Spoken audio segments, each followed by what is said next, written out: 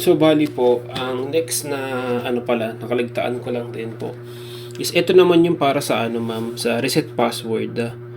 Halimbawa po si therapist nakalimutan niya po yung password niya. So i-click lang niya yung forgot password and magbibigay lang po ng message na sinasabi na inform po kayo.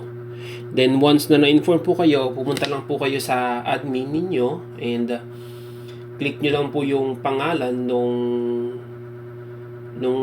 punta lang sa accounts and employees, then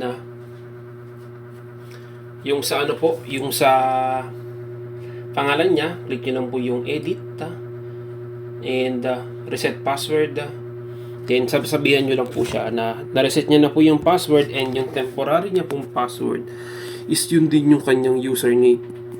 So Jessa for the yung password same lang po. Pagka login, required siyang mag-change muna kaagad before siya mag-proceed sa iba niyang gagawin. So proceed lang, palitan niya lang po yung password niya. 1, 2, 3, 4, 5, 6, 7, 8. Ayan, nakapag-change password na po siya. Pwede na siyang bumalik sa niya, sa mga iba niyang transaction. So yun lang po.